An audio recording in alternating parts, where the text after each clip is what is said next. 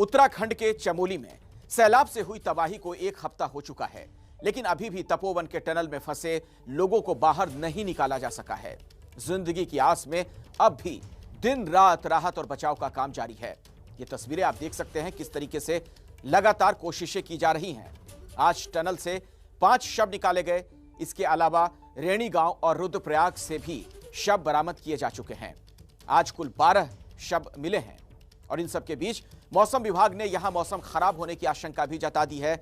ऐसा होने पर राहत और बचाव के काम में देरी हो सकती है और जो लोग यहां पर फंसे हो सकते हैं उनके लिए मुश्किलें और ज्यादा अब बढ़ती चली जाएंगी। उत्तराखंड के चमोली में 2 दिन तक बारिश का अनुमान जाहिर किया गया है। यहां हल्की बूंदाबांदी शुरू भी हो चुकी है। आप देखिए रक्षित सिंह की एक रिपोर्ट। उत्तराखंड में आई प्राकृतिक आपदा के बीच अब मौसम करवट बदल सकता है। दरअसल मौसम विभाग ने 2 दिनों तक बारिश का जो अनुमान है वो जताया है और उसी की जो एक तस्वीर है, एक बानगी है, वो आप यहां पर देख सकते हैं कि चमोली जिले में यहां पर जोशीमठ के पास में जहां पर प्राकृतिक आपदा आई रेणी गांव के बीच में मौसम ने करवट बदलनी शुरू कर दी है। एक बार फिर से हल्की हल्की बूंदाबांदी जो है वो यहाँ पर देखने को मिल रही है और स्थानीय लोगों का यही कहना है कि अगर बारिश होती है तो ऐसे में बर्फबारी की जो आशंका है उससे भी इनकार नहीं किया जा सकता है। और कुल मिलाकर देखें तो जिस तरीके से पूरा का पूरा रेस्क्यू ऑपरेशन यहाँ पर उत्तराखंड में आई प्राकृतिक आपदा के बाद चल रहा है, अगर ऐसे में मौसम बिगड़ता है, बारिश होती है तो जाहिर सी बात है कि इसका असर रेस्क्यू ऑपरेशन पर पड़ना लाजमी है। दरअसल उत्तराखंड के तपोवन हादसे को आज 8 दिन हो गए। तपोवन टनल में फिर ड्रिलिंग का काम शुरू हो गया है। तपोवन में विष्णु घाट बिजली परियोजना का निर्माण हो रहा था। पानी से बिजली बनाने पर काम शुरू होने वाला था। आज हम आपको तपोवन बिजली परियोजना की पूरी तस्वीर दिखाने जा रहे हैं। आखिर यहां बिजली कैसे बनाई जानी थी, हादसे से इस पर कितना असर पड़ा, आप देखिए रक्षित सिंह की यह एक्सक्लूसिव रिपोर्ट।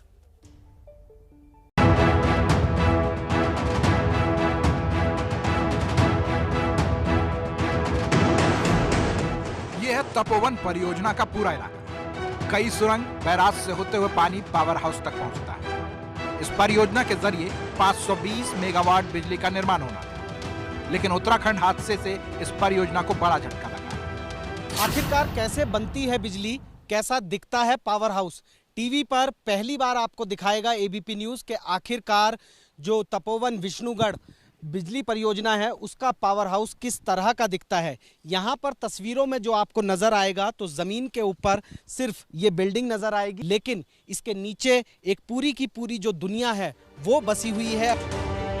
एनटीपीसी तपोवन में कैसे होने वाला था बिजली का निर्माण, इसे जानने के लिए एबीपी न्यूज संवाददाता रक्षित पावर हाउस की तरफ बढ़े।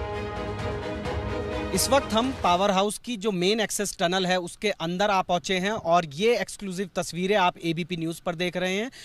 पहली बार टीवी पर कोई main access tunnel power house की उसमें दाखिल हो रहा है और इस वक्त हम दाखिल हो रहे हैं और टनल की जो तस्वीरें हैं वो आप देख सकते हैं। 294 मीटर लंबी ये पूरी मेन एक्सेस टनल है और इसी एक्सेस टनल के जरिए होते हुए अब हम पावर हाउस में पहुंचेंगे। मुख्य टनल से होते हुए रक्षित उस जगह पर पहुंचे जहां से पूरा प्रोजेक्ट को कंट्रोल किया जाता है। पावर हाउस में इस वक्त हम मौजूद हैं और पावर हाउस के उस सेक्शन में मौजूद हैं जहां पर अंतिम दौर में जब बिजली बनती है तो यहीं से नेशनल ग्रिड में सप्लाई होती है और इस जगह को कहा जाता है जीआईएस यानी कि गैस इंसुलेटेड स्विच गियर। तो ये पूरा स्विच गियर सिस्टम है और यहाँ पर आप देख सकते हैं कि तमाम जो मशीनें हैं वो यहाँ पर इंस्टॉल कर दी गई हैं और काम जो है वो बहुत तेज़ी के साथ यहाँ पर चल रहा था पावर हाउस में। और कुल मिलाकर इसको इस तरीके से समझ सकते हैं कि 12 किलोमीटर लंबी जो सुरंग आती है वो यहाँ पर इस जगह पर पावर हाउस पर पहुँचती है। टरबाइन के ऊपर पानी पड़ता है, टरबाइन घूमती है, बिजली बनती है और जब बिजली बनती है तो यहाँ से कंट्रोल होती है जीआईएस से। और 13 किलोमीटर के आसपास हम लोग इस समय खड़े हुए हैं। 12 किलोमीटर से ज़्यादा हमारी लंबी टनल है और हम अभी पावर हाउस के क्षेत्र में हैं और आप जहाँ पे भी हम लोग आपसे बातचीत कर रहे हैं ये एक जीआईएस बोलते हैं, gas insulated switch gear.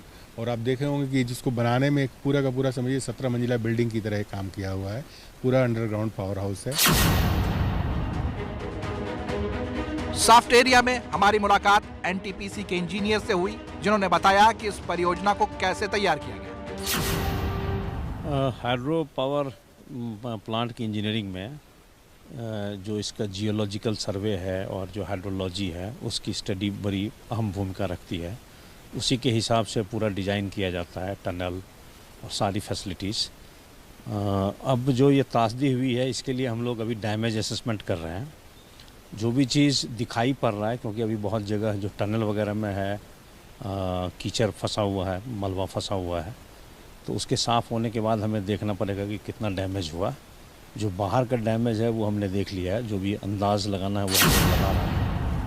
Power house की जो टनल है वो 51 मीटर की ऊंचाई वाली है, यानी कि 17 मंजिला, और इस वक्त सबसे ऊपर वाली मंजिल पर हम मौजूद हैं और आपको एक तस्वीर जो है वो दिखाने की कोशिश करते हैं। GIS सेक्शन है और यहीं से अंतिम दौर में जब बिजली बनती है इस पूरी परियोजना से, तो यहीं से बिजली बाहर की तरफ जाएगी। और ये तस्वीरों में आप देख सकते हैं जो बड़े बड़े केबल्स आपको नज़र आ रहे हैं, ये 400 kV के केबल्स हैं और इन्हीं के ज़रिए जो बिजली है वो आगे जाती है। इस परियोजना के जरिए 520 मेगावाट बिजली सप्लाई हो रही है। इसके निर्माण के लिए 17 मंजिलों के बराबर सुरंग बनाई गई है। बैराज पर कितने टाइप की टनल्स हैं और यहाँ पर कितने टाइप की टनल्स हैं और उनको किन किन नामों से जाना जाता है? देखिए, बैराज में भी इंटेक एडिट टनल है, सिल्ट फ्लशिंग टनल है, आपको मेन HRT है। ये 3-4 तरह की टनल है वहाँ पे। ये पूरा तपोवन विष्णुगढ़ में करीब करीब 20 किलोमीटर से ज़्यादा टनलिंग किया हुआ है। पावर हाउस में आप बोल सकते हो आप 5 टनल है, 6 टनल है। अब हमारे मन में सवाल था कि अगर बिजली पावर हाउस से सप्लाई होती है तो बनती कहाँ है? रक्षित उस जगह भी पहुंचे जहां पानी से बिजली बनाई जानी है। जब एलिवेशन के साथ में 12 किलोमीटर लगभग लंबी टनल से पानी यहाँ पर पहुँचेगा पावर हाउस में, तो यहाँ पर ये तस्वीरें आप देख सकते हैं कि यहाँ से पानी जो है वो एंटर करेगा इस मशीन के अंदर और आखिरकार इसके बाद में पूरा का पूरा प्रोसेस जो है वो किस तरीके का रहेगा। सर, जब पानी यहाँ से इस मशीन में एंटर करेगा, इस मशीन को क्या कहते हैं और इसके बाद में आगे का प्रोसेस कैसे रहेगा? जैसे आपने देखा ना, टनल से पानी प्रेशर शाफ्ट के थ्रू होते हुए इस मेन इनलेट वाल्व में आएगा और फिर मेन इनलेट वाल्व से टरबाइन में जाएगा। टरबाइन के रनर्स के थ्रू होते हुए जब जनरेशन होगा वो पानी फिर फर्दर जो है टेललेस टनल के थ्रू नदी में जाके मिल जाए। जनरेटर फ्लोर में हम लोग खड़े हैं, मशीन फ्लोर बोलते हैं। इसके नीचे में टरबाइन है, टरबाइन के फ्लोर पे टरबाइन जो रन करते हैं, जनरेटर है, देन जो भी इलेक्ट्रिसिटी प्रोड्यूस हो रही है, वाटर जो है इसके बाद नीचे नीचे टेललेस के थ्रू चला जाए। अब आपको बताते हैं इस परियोजना का मकसद क्या था और इसे कैसे तैयार किया जा रहा है। देखो, ये परियोजना है 520 मेगावाट की। ये एक बहुत बड़ा परियोजना है, धौलीगंगा रिवर के ऊपर है, जो अपस्ट्रीम में धौलीगंगा ऋषिगंगा मिलन के बाद हमारा प्रोजेक्ट में आता है। ये प्रोजेक्ट में 4 इकाई है 130 मेगावाट की। हमारा जब मानसून टाइम है इसमें पूर्ण शक्ति से इसका उत्पादन होने का है। बाकी लीन सीजन में भी कम से कम 2 यूनिट हमारा चलता रहेगा। इसी हिसाब से डिज़ाइन किया गया। इसमें हमने अभी जो हादसा हुई, जो सैलाब आई, उस टाइम तक हमारा कम से कम 74 से 76% तक काम हो चुका है। देखिए, हम नदी में जब हम हाइड्रो पावर बनाने आते हैं तो हम सबसे पहले देखते हैं कि ऊंचाई से पानी, कितनी ऊंचाई से पानी नीचे गिर सकता है। तो इस ऊंचाई का ही हम उपयोग पावर बनाने में करते हैं। जैसे अगर हमारा बैराज आप देखें तो ये 1800 मीटर की ऊंचाई पर है और पावर हाउस जो है वो 1500-1600 की 1200 की ऊंचाई पर है। तो 500 मीटर का जो हमारा डिफरेंस है, इसको हम उपयोग करते हैं पावर बनाने के लिए। यानी करीब 20 किलोमीटर के सुरंग के इस जाल के जरिए 520 मेगावाट बिजली बनाने की परियोजना अपने आखिरी दौर से गुजर रही है। लेकिन उत्तराखंड में आई त्रासदी ने इसे बड़ा झटका दिया। अब चुनौती है इस प्रोजेक्ट को दोबारा खड़ा करने की। दरअसल इस प्राकृतिक आपदा ने बहुत बड़ा आर्थिक नुकसान भी हमें पहुंचाया है।